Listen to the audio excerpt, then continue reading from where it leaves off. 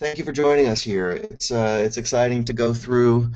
We've worked with a lot of people this year, and the year is sort of winding down. Most people have now gotten in. So this is one of the first webinars that we will do of the new year, talking about what we can all do together to start early and to make sure that when push comes to shove in October, November, December, January of this year, we've got our acts together. So with that, let's get into it, you guys. 5 things you've got to do. Here's the big picture. The big picture is a lot of people believe that the application sort of is what it is, right? There's not a lot that we can do. Gosh, it's so early, but who cares, John? You say it's early. Who cares? My background is pretty much set already, right? What am I going to do? I'm going to be working at the same job when I apply. So why on earth would I spend a whole lot of time preparing an application? The application is what it is. How long can the process take, right? Well, the truth is that for everybody who's here on this call today on the webinar, you don't quite understand how difficult the road is ahead of you. All right? Trust me. It is a difficult, difficult path. All right, let's talk about both of these. The reasons I've written, the reasons to delay starting everything suck. All right, here's your first bad reason. Your first bad reason is, hey, my background's pretty much set already. I'm not going to change my job. It is what it is, right? The answer is, even if you're not planning on changing your job between now and October, between now and January, there's still tons that you can do. Tons that you can do. For example, one thing you can do is get promoted. There's a lot you can do within your job. Take on a new role. What if you're in India? I see there are a lot of people joining us today from India, from China even. Uh, okay, if you're not doing anything with an international aspect to it, you know what you can do today, because it's only February? You can walk into your boss's office and you can say, oh, hey, man, what I'd like to do is a new project that has to do with international stuff. If you're in China, and let's say you work in the apparel business, let's say you work at Gap China, maybe you want to go into your boss's office and say, hey, man, everyone in America wears boat shoes. All right? I want to do a project on boat shoes because that's international, that's American. All right? There's plenty that you can do now. Extracurriculars, for example, and we're going to talk about those a little bit later. But you can do a lot with your extracurricular activities. Okay. Anyway, your background is not set already. You may think that you're done and there's not much you can do to improve your application, but the answer is yes, you can. All right. Number 2, how long can the process take really? Here's my promise to everybody who's joined us today. We're up to about 90 people. Here's my promise to all of you. I promise you that every single person on this call, every single person on this webinar today, okay, will be pressed for time. Every single one of you will wish that you started sooner. Every single one of you will run out of time and not be able to do exactly what you wanted because you ran out of time. Okay, it's February, you guys. Start as soon as possible. I promise you, you will all wish that you did. When's the last time we had a client who was like done a week early and was like, hey, I'm done a week early. I'm going to go on vacation. I'm going to put on some boat shoes and go on a boat. No, this does not happen. Okay? Start now. Start early. All right? Now, why should you take my word for it? Well, for better or for worse, you guys, I've been doing this a long time. All right? My company's been in business now for 6 years, almost 7. We've done over 17,000 MBA applications. Half of these guys every year are international. Work with a lot of kids in America, but also tons of kids in China. I don't think anyone does more Chinese applications than we do. Applications in India, Russia, South America. We're all over the place. All right. All of our consultants went to top 10 programs. Maybe though the big difference between our company and we do have a couple of other competitors is it comes down to the founders. I went to Harvard Business School. I'm a businessman. I'm an entrepreneur. I've got all kinds of ideas. And just the other day I had an idea. I was going to found a glitter bomb factory, but it didn't work out. However, in addition to my business perspective, my business partner Raj is a creative guy. All right, he went to graduate school he went to USC for film school. He's a creative, he does directing and writing and all that stuff. I believe that in order to get into a good program, it takes both, right? Not just the business piece, which I have a background in, but also the marketing piece, right? Also the glitter, the shine, the creative. That's what we do. It takes both. And what's the difference between Admissionado and other companies? Maybe it comes down to that. This isn't a business. This is an art. Okay? Anyway, let's get into it. The following are 5 things you can do now to improve your application. All right, let's start with number 1, school selection. All right, here's what a lot of people do. In fact, a friend of mine here in China is making the same mistake. A lot of people spend a lot of time wasting time on school selection. Let's actually skip. Oh, look at that. That's Georgia the Bulldog. All right, school selection is it's a waste of your time. All right, why is it a waste of your time? Because guess what? Everyone on this call wants to go to a great business school, right? Top 10, top 20, top 30. All right, don't waste your time. Oh, so what about this program versus that program? Oh, this guy has this Kellogg's better for marketing, and University of Chicago is better for finance, blah blah. Here's what it all comes down to. Okay, go to the best school you can get into. All right, if you're a finance guy and you get into Kellogg, and the next best school you get into is, University of Indiana, Kelly, guess what? Go to Kellogg. Just because Kellogg's known for marketing doesn't mean they can't do finance.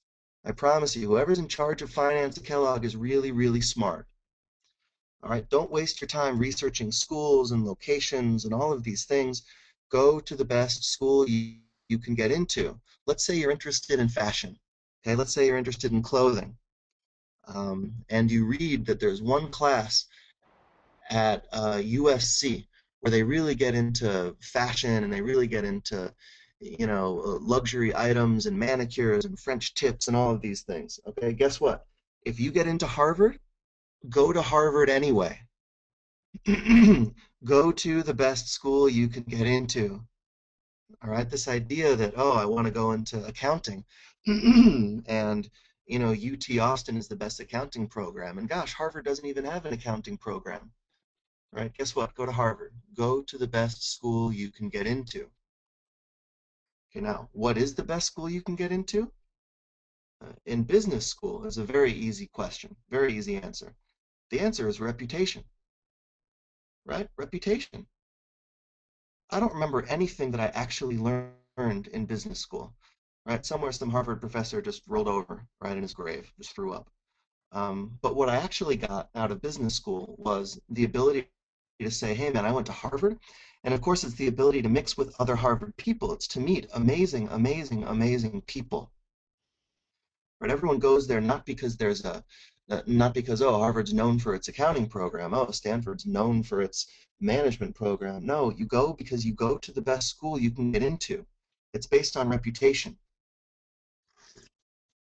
Oh, but John, I want to do marketing, so I should go to Kellogg. I got into Harvard, Stanford, and Kellogg. I should go to Kellogg because I want to go into marketing, right? The answer is wrong. No. You go to the best school you can get into. Step 1, save your time. Stop wasting your time researching schools. Go to the best school you can get into. All right? How do you come up with this list? Well, there are a lot of smart guys like me who can help, right? You can also reach out to current students. You can reach out to current, recent alums. You can reach out to professors. You should also visit these places. You're going to write an essay about how Oxford is your favorite school on earth and it's the place where you belong, but you've never been? Oh no, right? That doesn't make any sense. Visit these schools, all right? What can you do today? Visit. How about that? All right, no reason to spend time researching schools that you're not going to apply to. Do not overcomplicate things. Go to the best school you can get into. All right, I hope that makes sense, you guys. I see some great questions coming in. Keep them coming. Feel free to beat me up. Feel free to disagree. I love an honest, earnest debate. All right, mainly guys, go to the best school you can get into. All right, you know what those 10, you know the 15 schools you're going to apply to, right? Go to the best school you can get into. All right, step two. What else can you do today? Today. I know you're not applying until October. What else can you do today? All right, here's a good one. Think about what you suck at, right? How about that? What are the weaknesses in your application? It's February, which means you've got April, May, June, July, August, September, October. You've got 7 months at least, unless maybe you're considering the Columbia J term or whatever. Generally speaking, you've got 7 months at least. Address your weaknesses. A lot of people get waitlisted. This is not on the slide, but a lot of people get waitlisted. Do you know why they get waitlisted? They get waitlisted because there was one main weakness. What is your main weakness? Right? You have plenty of time to fix them. What are some examples? Well, let's say you don't have enough international management experience. You don't have enough international experience. Or you don't have enough management experience. Or, of course, both. Right? Guess what you can do? You can walk into your boss's office and ask if you can do an international program. If he says no, ask if you can do it on weekends. You know what I mean? You need international experience. It's important. So go get some. You're not gonna, pack up your horse, and put on the saddlebags and travel to Mexico. No, of course not. But maybe you can do a project. Maybe you can do an international project. What else? Well, what if your test scores suck? You know what you can do? You can man up and study. Man up, study. Okay, what else can you do? Let's say you don't have enough time to study for your tests. Well, you can enroll in a class. And let's say you're bad at math, right? Let's say that you're not good and you're worried that no matter how hard you study, your GMAT score is still going to suck. You know what you can do? You can enroll in a class. UC Berkeley has some great online classes. Take one, get an A. Take quant classes if you don't have, a good background in quant. Okay, if you're bad at English, and you didn't graduate with a degree in English means you have to take the TOEFL test, get an English tutor, right? Address your score. Maybe you can't raise your score, but there's other stuff you can do. If you can't raise your TOEFL score, no problem. Okay, but do yourself a favor and practice your English. There's going to be an interview. And if you only have a 95 on the TOEFL and the minimum is 100, they want to give you a hard time. Schools want to say, hey, this guy sucks at English. So practice your English. All right, what else? Let's say you don't have a good recommender. Nobody good to write a letter of recommendation. I say, okay, no problem. You got plenty of time. Reach out to your best options. Try to make friends with this guy. Ask him out to a drink. Ask him for his advice. Invite him into a mentorship relationship. Okay? These are things that you can do today. What else? Here's a good weakness. There's no sizzle in your application. Say, there's nothing interesting. You're boring.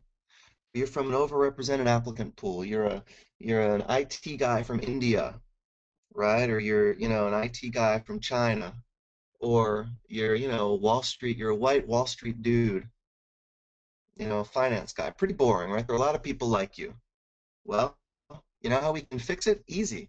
Do something amazing. Jump out of an airplane. Adopt a turtle. Start a Menudo cover band. Drive a monster truck. All right? You know what I'm saying? You're going to have to write an essay, one essay. All we need is one essay that's interesting, that's unusual. Something. Hey, one time I was driving a monster truck and it flipped over. And that was the moment in my life when I realized what was important to me. All right, that's a good essay. I've never read that essay before. I've read 17,000 essays. I've never read any essays that have to do with monster trucks. All right, or Menudo cover bands. Okay? Do something interesting. If your weakness is that there's nothing interesting in your application, guess what? You've got plenty of time. All right. So step one is stop wasting your time thinking about what schools to apply to. Step two is think about your weaknesses and address them. All right. Step three, extracurricular activities. You have plenty of time to make them better. For business school, extracurricular activities are very important. For Masters of Computer Science, double E, even Masters of Finance, less important. Extracurriculars are less important. But for business school, extracurriculars are very important. So what can you do? Well, as usual, I want to go back to Menudo. All right, let's talk about Menudo. Let's say that there are two types of MBA candidates. Most people will fall into these two types. And I think by talking about these two, we'll teach you guys everything you need to know. Okay, the first is MBA candidate type 1. Let's call him Ricky M. All right, let's say he's an investment banker. He's a Stanford grad, and a key member of the hot new boy band Menudo. Sounds to me like this guy's got it pretty much figured out. He's in a boy band. He's a singer. He's well-rounded. He's got extracurricular activities, right? Right. All right. So first we're going to talk about how Ricky M can improve. Even though he's got good extracurriculars, they can be better. And that's how he's going to spend the next 6 months. Now there's MBA candidate 2, Matthew Wilder. One-hit wonder Matthew Wilder. All right. Let's say he does not have extracurriculars. Now let's talk about it, right? We can fix it for both of these guys. We can make type 1 better, and we can make type 2 better as well. All right, so here we go. Start with Ricky M. And I don't want to use official names because then we have to pay royalties and such. So let's start with Ricky M., Earth's last real Renaissance man. All right, he's already got some good extracurriculars, right? He founded a boy band. He's a great singer. He's traveled around the world. He's got good extracurriculars. So how can he get better? Well, here's the first thing, right? He can seek out leadership roles. Just because he does cool stuff doesn't mean that he's leading them, right? Leadership is very important. So even if he is in this Menudo group, what can he do? Oh, he could try to be the leader of it. That'd be good. What else? He could seek out other opportunities. We know that he's good at music. So what else could he do? Maybe he could start a dance company. Maybe he can call Enrique Iglesias and do a cover of Bailamos. You know what I mean? What else can he do? Build on his interests. All right, he could also add an international component. Let's say that Menudo is based in Mexico and they don't do much traveling. You know what? He can try, because he's got 6 months before his MBA application, he can try to add an international component. Whatever you guys are doing already for extracurriculars, add an international component. Let's say that you do Toastmasters. A lot of people do Toastmasters. They sit around and they learn how to speak. Great. Okay, maybe you can uh, cook up some sort of international partnership, some sort of international deal. Add an international component, right? That's pretty cool. All right, now let's go back to one-hit wonder Matthew Wilder. Matthew Wilder does not have extracurriculars, right? Ricky M does. Matthew Wilder does not. So, and I'd expect there's some people of the 100 that are on this call, I would expect that there are some of you that say, hey, I don't have good extracurricular activities either. What do I do? How do I make up extracurricular activities? John, I don't have them. What do I do? Okay, the answer is there's lots of stuff that you can do. Okay, the first is, my question to you is, if you don't have anything extracurricular right now, what about before? Did you do anything cool in college? How about a year ago? How about 2 years ago? What you could do is reach out to those guys, right? Reach out to the group that you were involved with in college and say, hey, I want to get involved again. Okay, why is that a good idea? It's a good idea because now you can say, even if you graduated from college 5 years ago, now you can say that you've been doing this for the past 5 years, right? Your commitment to Toys for Tots started in college, and hey, just last week I did something more with Toys for Tots. I've been committed to this cause for 5 years, right? Get re-involved, reacquainted with something that you used to do. You understand? Or what else can you do? Well, how about friends and family? Maybe there's somebody that you know who works in an extracurricular group at some charity or something, right? Maybe they would allow you to get involved in a hurry. Maybe your uncle runs a hospital, and maybe you can just start to go there. And gosh, maybe if your uncle thinks really long and hard, he'll remember that actually you went there once last year. And I don't know, maybe you went 2 years ago also. And therefore he can say with a straight face, homeboy's been helping me for the past 3 years. All right, friends and family can help here. All right, lastly, what else can you do? Well, you can start something from scratch. Is it ideal? No. Is it going to be obvious in your application that, well, you didn't really do anything for 4 years and then you decided to apply to graduate school and that's when you did an extracurricular activity? Yes, that might be obvious, but you know what? It's better than nothing, right? It's better than nothing. There's going to be a section, there's going to be a short answer section in your application that you're going to have to fill out. And it's going to say, what have you done? And here's what you don't want to say. Here's what you don't want to do, right? You don't want to leave it blank. So if you can't do number one, which is, I think, my most brilliant idea, then do number two. Number two is still a pretty good idea. If you can't do one or two, tell you what, do number three. Start something from scratch. Just join, because better that than nothing. All right? Y'all notice Matthew Wilder's little shimmy there? Hope so. All right. Step four, by the way, some great questions here. Let's move on. Step four, gut check your career vision. All right. Here's the bottom line, you guys. MBA applicants, the most important thing, the single most important thing to get into an MBA program is your career vision. If your career vision sucks, you're not going to get in. That simple. If your career vision sucks, you're not going to get in. All right, so here you have 6 months to make sure that your career vision makes sense. If it doesn't make sense, there's stuff that you can do to fix it, and we're going to talk about that. All right, here's career vision in a nutshell. All right, here's how it works. Given my passion in A and my strong background in B, when I grow up, I want to do C.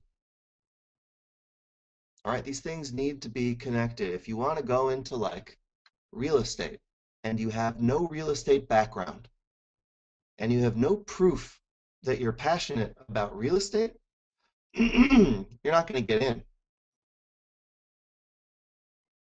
Okay? Given my passion in A and my background in B, when I grow up, I want to do C. There's your gut check. Fill in the blanks, you guys. If it works, you'll get in. If it doesn't, you don't even have a chance. This, by the way, is why career changes are so difficult. You know, business school is about business, and business is about jobs. Right? If you're not going to get a job, you got a problem. So let's say somebody applies to Admissionado for a job, and he says, "Hey, John, I want to work for you. You guys are great. I read your reviews on GMAT Club. It's awesome. Um, I'm really interested. I want to be your, director of marketing." And I look at his background, right? And he's got a strong background in education and in international business. And that's what we do, right? Is education. And let's say he's good at marketing. I say, "Oh, okay, you've got a good background. I'll give you a job interview." Okay, why not? Right? Because it's relevant. You have relevant experience. And when you tell me what your career vision is, it makes sense. Yeah, you're interested in education. You have background in education. I understand that you want to work for my company. Great. Now, let's talk about the second guy, right? I looked at the second guy's background, and he's a musician. And his resume says, "Oh, I wrote that song, Who Let the Dogs Out?" And I want to work for you, John, in Admissionado. That's my career vision.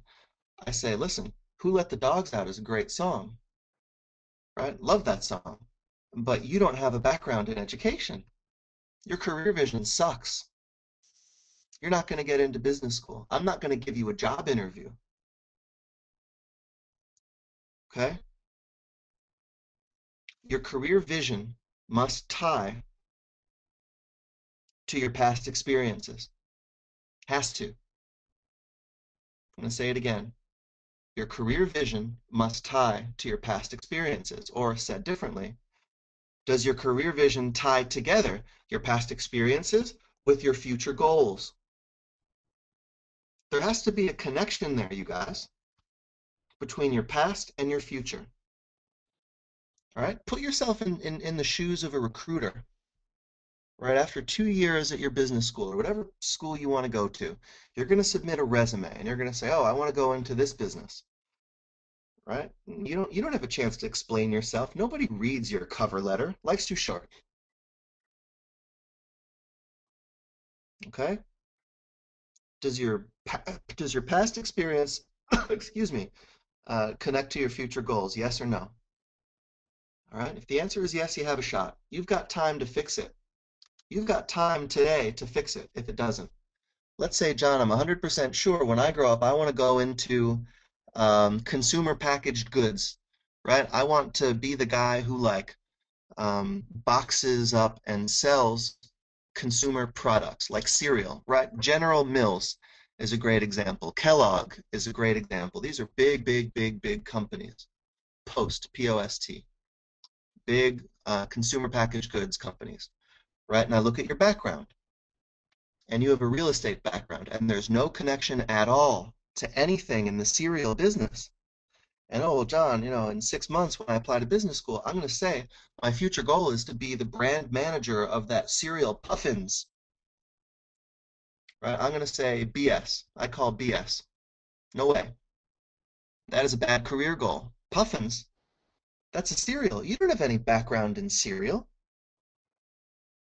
right? You have a real estate background. Your career goal sucks. Now, the good news is you've got 6 months to fix it. Everybody on this webinar has 6 months to fix it. If you're totally dead set on being the brand manager for that fabulous healthy cereal Puffins, then man, you got to get to work. You need to join, for example, what could you do? Well, you could join professional groups, consumer packaged goods professional groups, right? You can send an email to Kellogg, send an email to everybody, say, hey, I want an unpaid internship. You need to start to connect your past experiences to your future goals, right?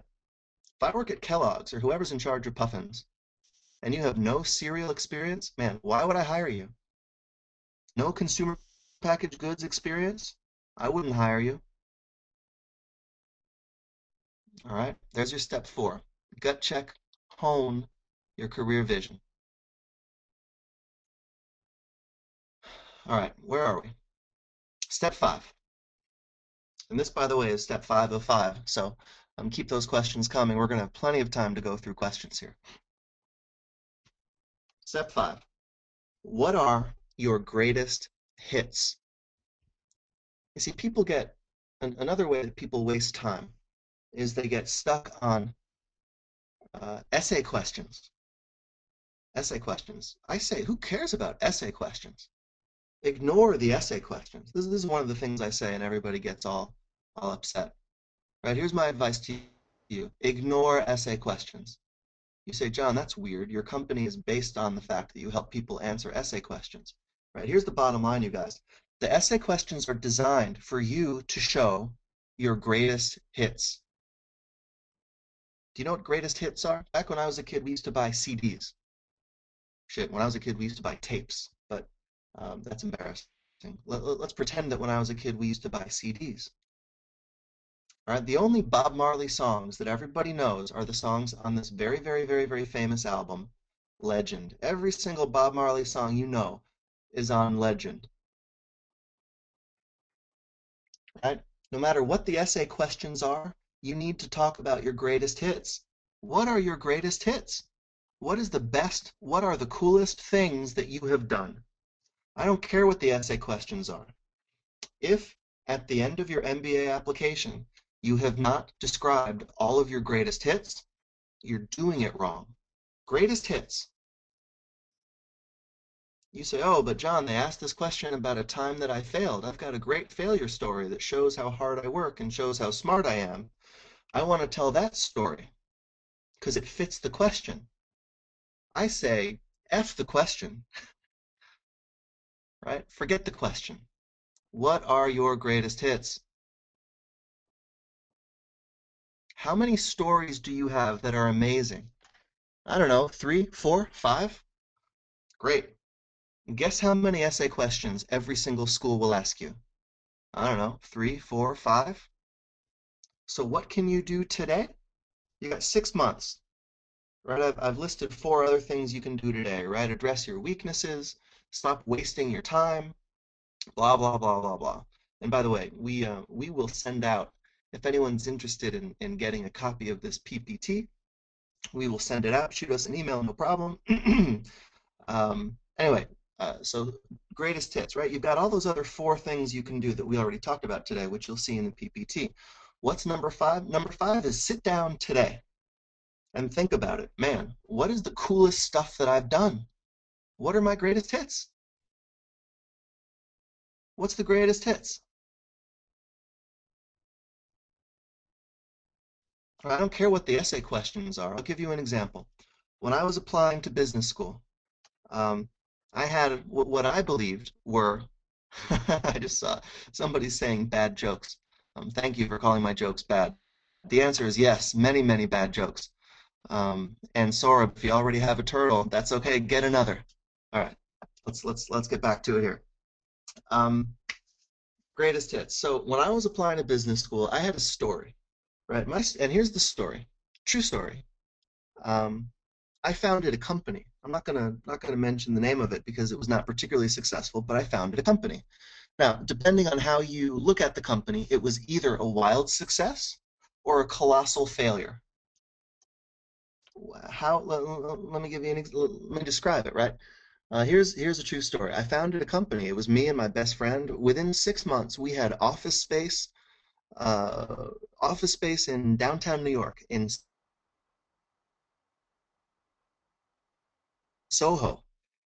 In fact, we had signed up over 300, it was a real estate company. We had signed up over 300 real estate brokers across New York City, including a deal, and ultimately we were acquired by the biggest and best real estate company in New York City, a company called City Habitats. Everything I just said was true. 300 brokers, we were profitable, and we were acquired by City Habitats out of our office space in Soho. True story. All right, here's the flip side of that story. The flip side of that story is we were given that office space through friends of the family. The reason we signed up 300 brokers was because we didn't ask them for any money. We had one deal that we signed, and it didn't require them to pay us anything. And yes, we were acquired, but the amount of money that we made was much, much, much, much less than we invested. All right, so you tell me, is that a failure story? Yeah, it can be. Is that a success story? Yeah, it can be. Is that a leadership story? Yes, it can be. Is that a teamwork story? Yes, it's whatever you want it to be. If I've written 4 essays and I've got 1 to go and I haven't told that story yet, that's the one I'm going to write about. I need to tell that story. That's part of who I am. I'm an entrepreneur. Right now I'm working on Admissionado. I've got another company called China Gravy, which is great. Who knows, maybe next week I'll open up a salted caramel stand. You know what I mean? This is part of who I am. I'm going to tell that story. It's one of my greatest hits. What are your greatest hits? Ignore essay questions. Start developing your list of greatest hits today. Think about it. All right. In conclusion, the good news is you all have plenty of time. It's February. You kidding me? You guys are super, super early. I'm surprised that this webinar is, fully subscribed. I'm surprised that there are enough people who are this early in the process. You have plenty of time. You got 6 months. You can fix everything, right? Look at my PPT. These are the 5 areas where you should focus. You can fix anything. You've got plenty of time. That's the good news. The bad news is, I promise you, every single one of you, come October and again in December for round 1 and round 2, you're all going to be pressed for time. You're not going to use your time wisely enough. You have time. Do the 5 things that I talked about today and you'll be successful. Okay? Stop wasting time sitting around, poking around websites. Go to the best school you can get into. What's your GMAT score? Is it above 700? Guess what? Apply to a top 10 school, top 20 school. All right, what are your weaknesses? Fix them, you know? Fix them. My GMAT score is low. Okay, study. I can't. I've already taken it 4 times and I'm never going to get a better score.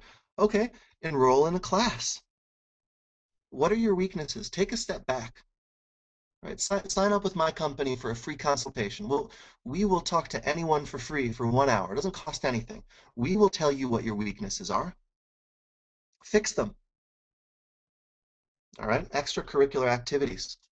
You got plenty of time, lots of ideas. Whether you're Ricky M and you have a lot of extracurriculars already, or you're Matthew Wilder and you don't, there's still plenty of work that you can do.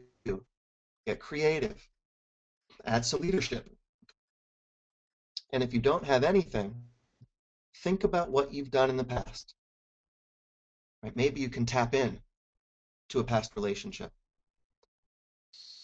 Right? Career vision. This is main and main. This is what it all comes down to for MBA applications. Career vision, which by the way is sort of code for work experience. People say, what's the most important thing in an MBA application? Well, it's essays, right? Well, yes, but why is it essays? Well, it's essays because it's the essays where you talk about your work experience, and it's your work experience where you back up your career vision, right? It's all sort of it's all connected,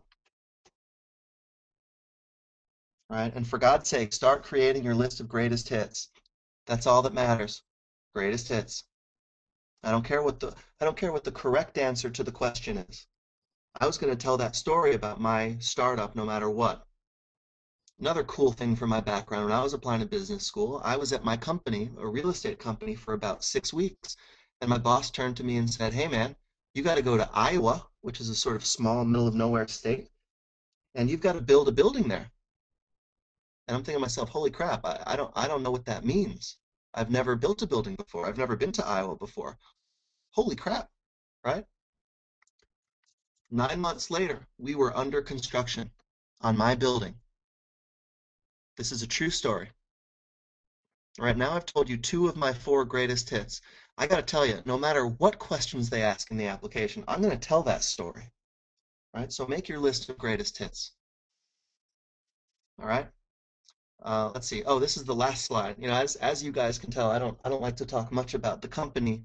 You know, I love to do these presentations because it's fun. I'm having fun. I hope you guys are having fun too. But one quick note about the business. We're actually raising our prices on March 1st. The prices, we do this every year. Frankly, we have no choice. We pay our consultants a lot. Our guys are expensive, and we have a lot of overhead. So we're raising our prices, I want to say 20%. So if you're looking for one final reason to start early, it's that our prices literally, and we do this every year, prices literally are going up by a big number, maybe up to 20% in about 1 week, March 1. Oh, gosh, it's less than a week.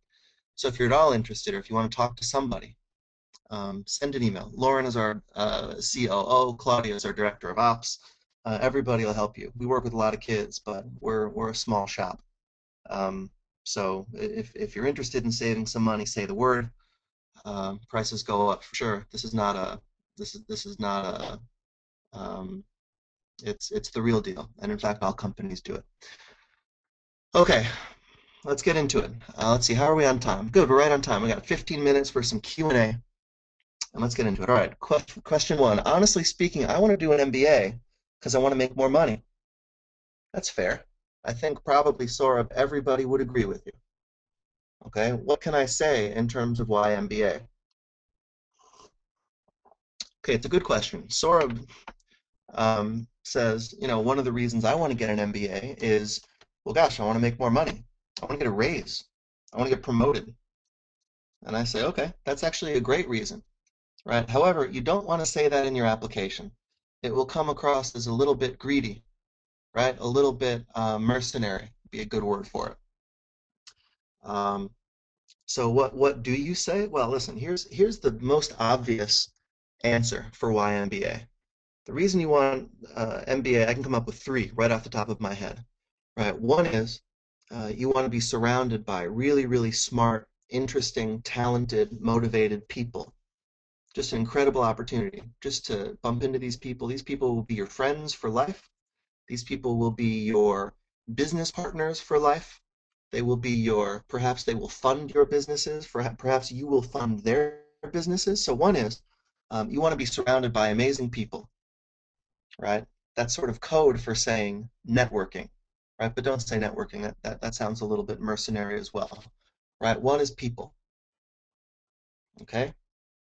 The second reason you want to get an MBA is because there are gaps in your background, right? You want to be the CEO of Sony, say. I see there's some people from Japan. You want to be the CEO of Sony. Okay.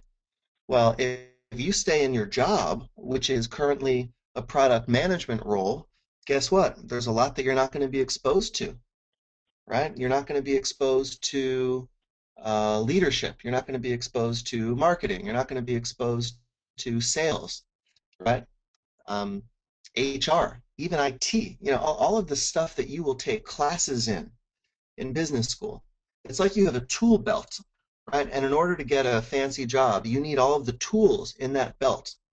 And right now you've only got some of them, right? Business school will fill in some of those tools. Okay, that's reason two. Okay, number three is to get a job. You want to get an amazing job, right? You're not qualified for that job. You don't want to say you want more money, but listen, it's no secret that with an MBA from Harvard, you can get a better job with more responsibility. You want to impact the world. You want to do awesome shit in your life. Forgive my language. You want to do awesome stuff in your life, right? And the truth is that your learning curve has flattened. Coming out of one of these great schools, great programs, you're going to get an amazing job with more opportunities to have a bigger impact. So offhand, those are three great reasons to get an MBA. Those are sort of off the shelf, so I'd encourage everybody to come up with their own reasons, but those are we can all borrow from those happily. All right, next question. What if your weakness is GPA? What if your GPA sucks? What if your GPA sucks? All right, a lot of things you can do. Okay, the first thing you can do is do really well on your standardized tests. All right, your GPA is low, so they are worried. Or let's say that you majored in something that's not relevant to business. Let's say you're like an HR major, or you're like a music major, or your GPA sucks. First thing you can do is do really, really well on your tests. All right? Well, this person got bad grades, but wow, she got a 750 on the GMAT. She must not have been serious during college. No problem. Clearly, based on her test scores, she is smart. Okay? That's the first thing you can do. Second thing you can do is enroll in a class.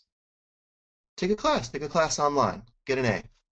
Let's say that you did really badly in math. Enroll in a really fancy US Ivy League online math class. They'll take your money. Of course they will. Second thing you can do. Third thing you can do is write an optional essay, right? You're going to have to write an optional essay. And by the way, because a lot of people here are just getting started, let me describe what that means. The most MBA applications give you the opportunity to write an optional essay. Generally, that is your opportunity to quote unquote address areas in your application that you haven't had a chance yet to address. Sort of code for, you have an arrest record, you have a bad GPA, your GMAT sucks, you're 35 instead of 25 years old, stuff like that. All right, in your optional essay, you will need to explain it. By the way, I've done, it's like I say, you guys, I've done so many of these things. I have PowerPoints, every single topic that I've talked about today. I have done presentations on, I've spoken on all over the world. So I have presentations and PowerPoints purely on the optional essay. Anyone wants to talk about the optional essay, send me an email. I'll send you the PPT. But in the optional essay, which is an art form, you will need to explain what happened. Hey, you may notice that my GPA is horrible, right? Here's why. I was working full time. There was a death in the family.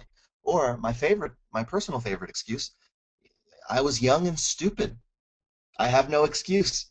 You know, I have no excuse. Listen, it is what it is. I was 18. I did badly in school, but I man up. I own it.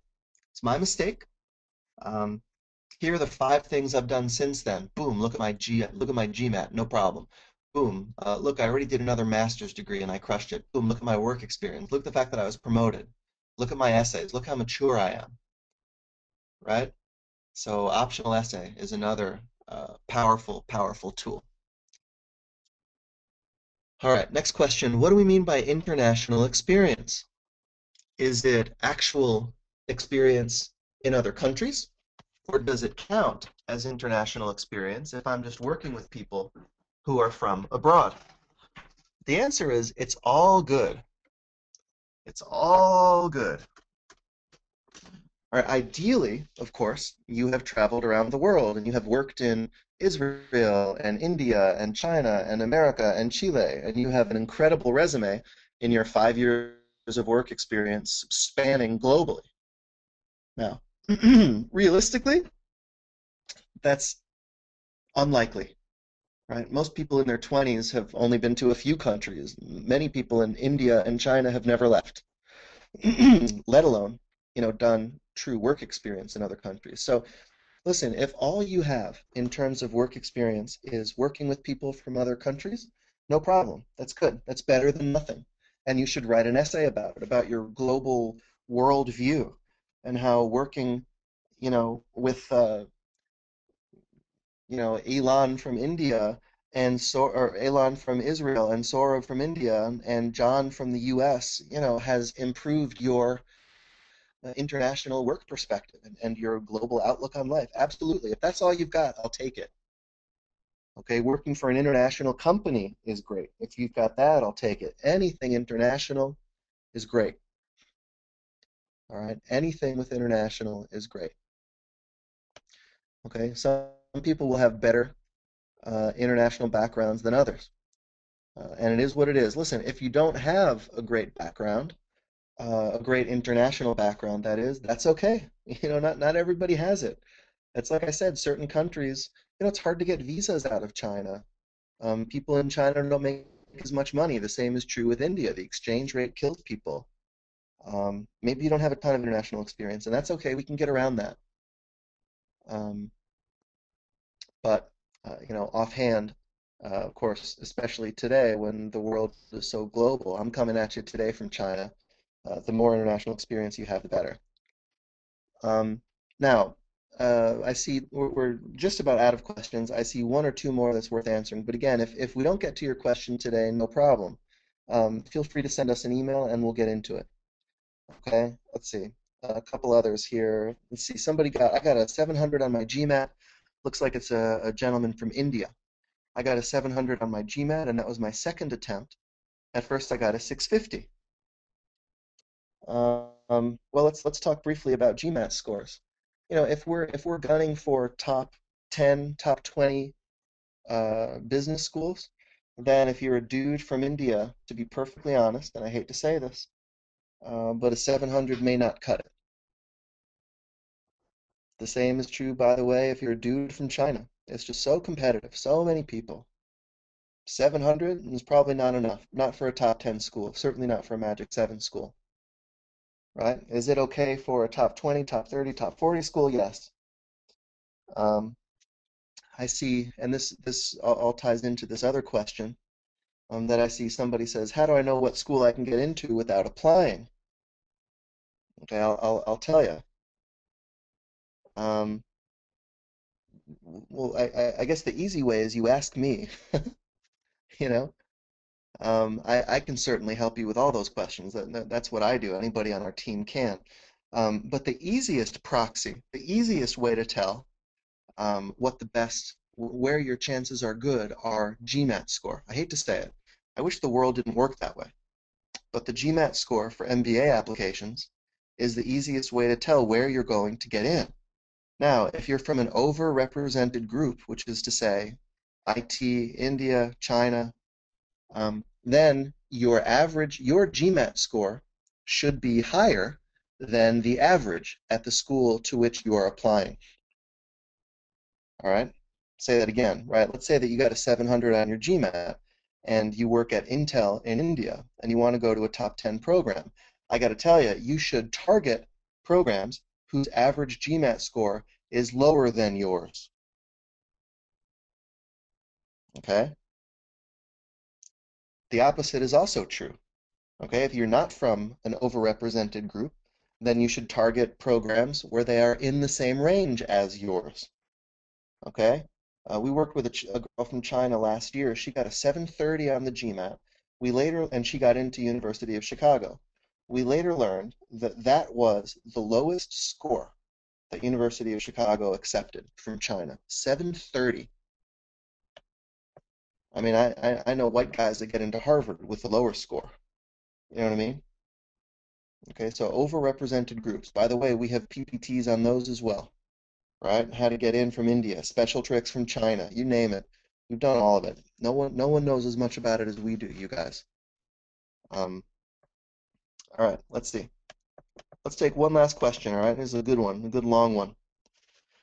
All right, we're not going to mention any names. It's a friend of ours from Russia. I have a 710 on my GMAT, but the score is mostly due to a verbal score. That is very unusual. Not to put too fine a point on it, but I'm not an IT guy from India or China. I'm a Russian American woman. Should I stress this? I'm going to take the GMAT again, but I may not be able to do better than that. Okay, great. It's a great question. So we've done plenty, and I'll answer this question specifically and also make it just a little bit more general as well. We've done plenty of talking about overrepresented groups. So now let's talk about underrepresented groups. Russian American.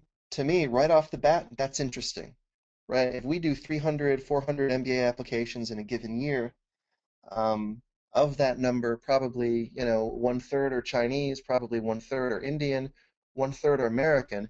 How many of those are Russian American? I got to tell you, I don't know. How about zero? How about one or zero? Okay, so this is great. This is a great background. Okay, by the way, the fact that you did so well in verbal is also great for you because if you study your butt off, you can improve that quant score. Improving verbal is very difficult, right? Improving math is much easier. So the fact that you're in at 700 or 710 is great. You got 6 months, right? Man up, and I say this knowing that you're a woman, but man up, raise your score. You can because your verbal is already so good. Congratulations on that verbal score, right? Raise your math score and you're going to be in great shape. But the answer is that, um, you know, even with your 710, you are probably okay. It's a little bit low. It's a little bit below average for top 3 programs, but it's certainly well within the range for top 7. With your 710 as a Russian American woman, and of course, I don't know anything about your background. Now I'm interested, so please send me an email. I'll obviously respond and give you my thoughts. I won't charge you anything. Um, but for somebody who is an unrepresented background, somebody who is unusual, is the standard lower in some ways? Yes, standard is lower. Hate to say it, and no admissions committee member will ever admit it because, of course, that would be illegal. Oh, yeah, it's harder to get in. You have to have a higher GMAT score if you have dark skin and you're from India. What? No, nobody would ever say that. But of course, that's the truth. Now, last point I want to make, sort of an interesting point. For people who are from overrepresented groups, IT guys, for those of us who are IT guys in India, sorry to keep picking on you here, but it seems like a lot of the questions are around that issue. For overrepresented groups, what you need to do is prove that you are different than the typical applicant, right? It's like we said before to Sora, adopt a second turtle because one may not be enough. It would be enough if you were Russian because there aren't that many Russians applying. Okay, but as an Indian, you gotta show that you're different. You gotta show that you're unusual. You've got to show that you're unique. Right now, for underrepresented applicants, or we might even call them non-traditional applicants, every now and then we have somebody with a very unusual background. Somebody, for example, who runs a chicken farm and who recently converted from Judaism to Islam. This is a true story. This is a very interesting applicant. That person does not have to try very hard at all to be different. Actually, that person's challenge is the exact opposite. If you come from a very, very unusual background, right, your challenge is the opposite. Your challenge is to show that actually you're normal, you know? Actually, it may seem to you, admissions committee, like running a chicken farm is crazy and like I'm nuts, but actually it's pretty normal. Here's what I did on the marketing front. Here's what I did in the sales front. Here's what my P&L looked like. Look, I can talk the talk. right? Non-traditional guys need to try hard to seem traditional, prove that they can make it in a classroom of traditional guys. Whereas these overrepresented groups, quote unquote traditional applicants, almost have the exact opposite challenge, if you follow what I'm saying, proving that they're not traditional, proving that they're not the same as everybody else. So it's interesting. Obviously this process is an art form, and that's why we're here. Um, so we're out of time. We got some more questions here, but I'm not going to get to them. It's important for us to stick within our 1 hour. So please do reach out. Anyone has any questions, send me an email, send Lauren an email. We are raising our prices. That's no joke. So take it seriously. If anyone's thinking about getting started, at least talk to Lauren. You can talk to any of our mentors, and all of our guys went to Harvard, Stanford, Yale, you name it, for undergrad and grad. Talk to them all for free. What we will do is match you with the guy whom we believe is the best fit. Or if there's someone in particular on our site that you want to talk to, no problem. Happy to talk to them. Anyway, thank you all for coming. It's been a pleasure. Reach out. Happy to help. We do this because we enjoy it. So don't be shy at all about reaching out and asking for help along the way. For now, though, that's all for me. Thank you, guys. It's been a pleasure, and bye-bye for now.